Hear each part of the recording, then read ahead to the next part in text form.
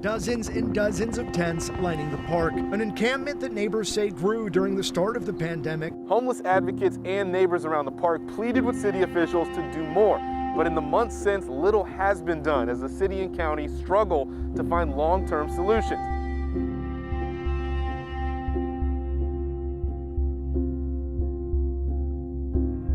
I don't know what's next. I've tried every option that I can think of, and I'm still scratching to try to find other options, you know. In the shadow of Interstate 5 in Seattle on a already we have seen over the last right here is where little leaguers normally would play at a popular city park. Already seeing some campers monitoring a group of Seattle leaders and non-Seattle and King County in Howard Anderson Park being kicked out.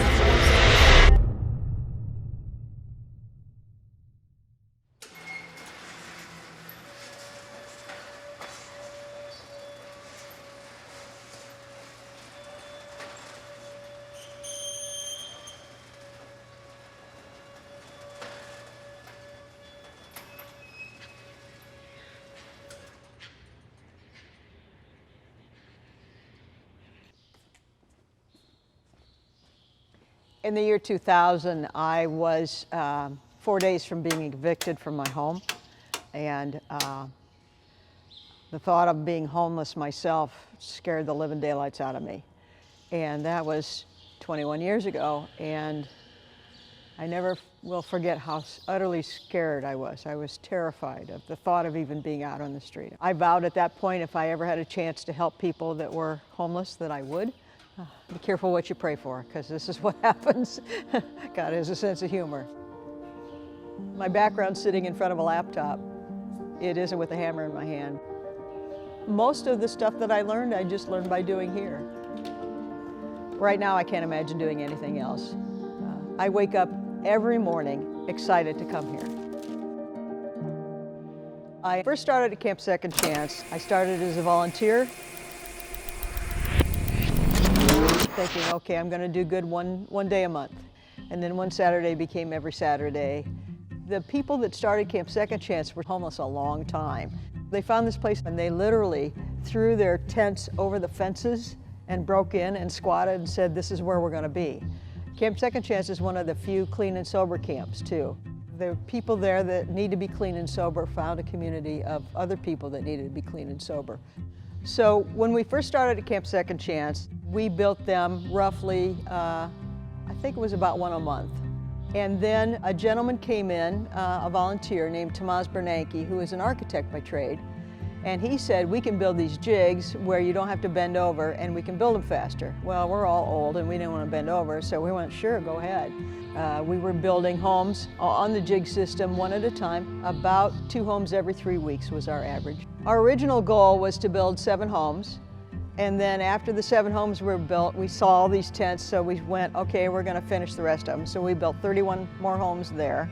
When we were done there, then Lehigh said, can you build us a few to go to some other homes? So we started building for them. The advantage that we had was that we were building with the residents. We have one volunteer who's one of the original Microsoft millionaires, who was working beside Chris, who was at the time homeless, didn't even have a tiny home. And they were working side by side, and they didn't know each other's circumstance. All they knew was, you know, this is 8 inches and we're gonna nail here. If a Microsoft millionaire and a homeless person can work together, then anything's possible.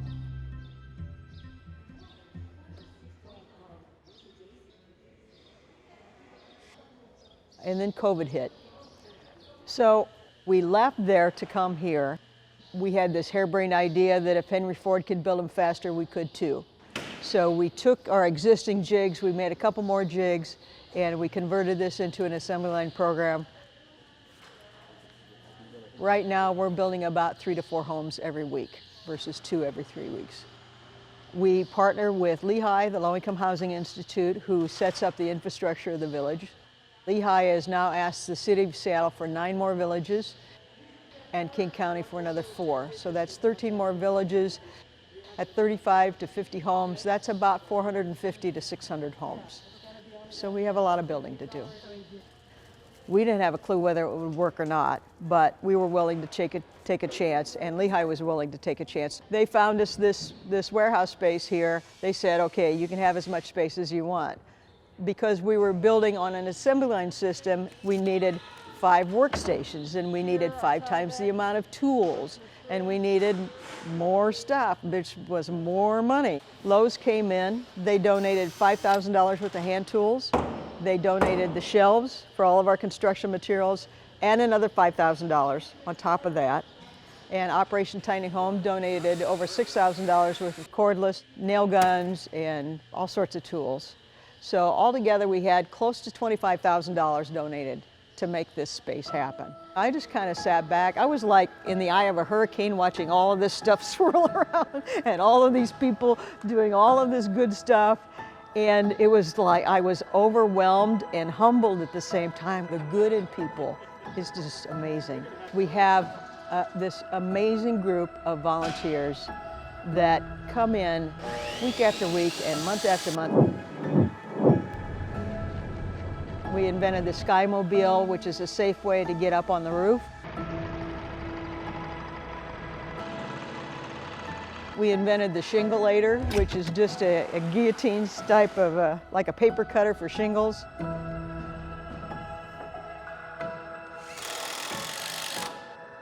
You know, I've worked with a lot of groups, but they have huge, huge hearts here.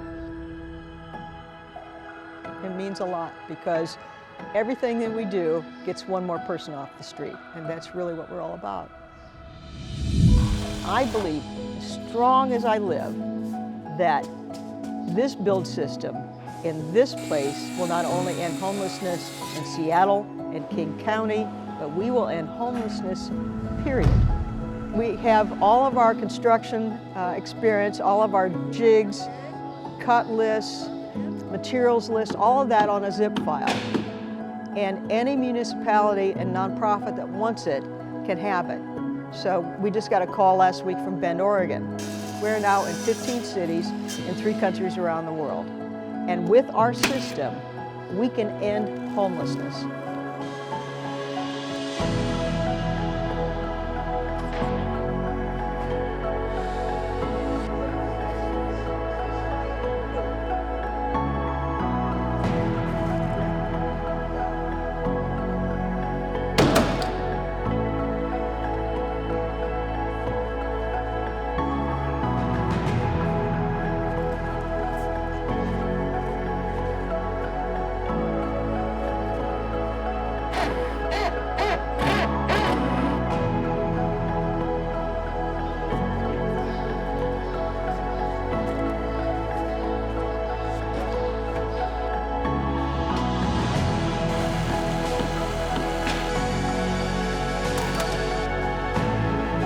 When I build personally, I think about the homeless that have the signs on the streets. You know, a lot of people, when they drive by a homeless person, they will think, and I used to too, oh, I wish I would just get a job. And then I would think, I wish somebody would help them. Now when I drive by them, what I think is, be patient. We're building homes for you as fast as we can. We're the hope factory for a reason. There's a lot of hope that happens in this place.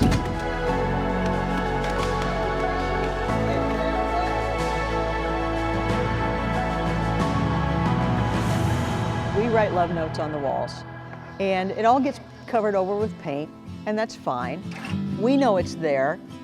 The residents don't know it's there, but when I talk to residents, they would say to me, I don't know what it is, but I feel the love in the home. And we're like, let's see, we knew here.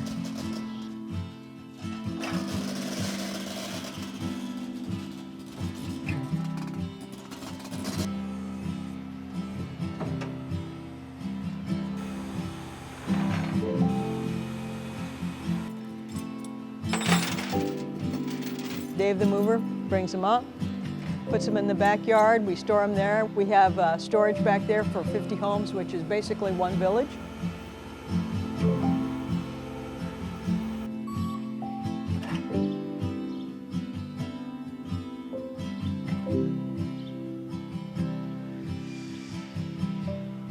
A A lot of people here, over time, you see their attitudes change. They're really focused on a purpose. Recently, one of the tiny home villages in Renton opened up, and so our volunteers here got to experience talking to residents for the first time and got to experience what a village looked like for the first time. So you could tell in their attitudes and in their smiles and in their faces how different they feel now.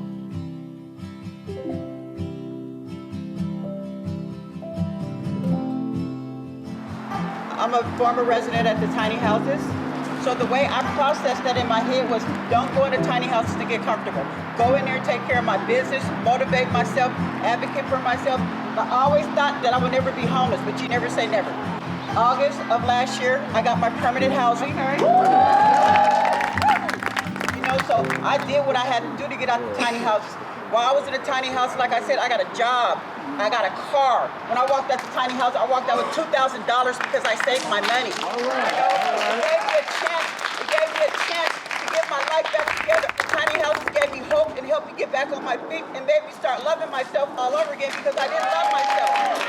You know, and today I can honestly stand here and say that this program does work.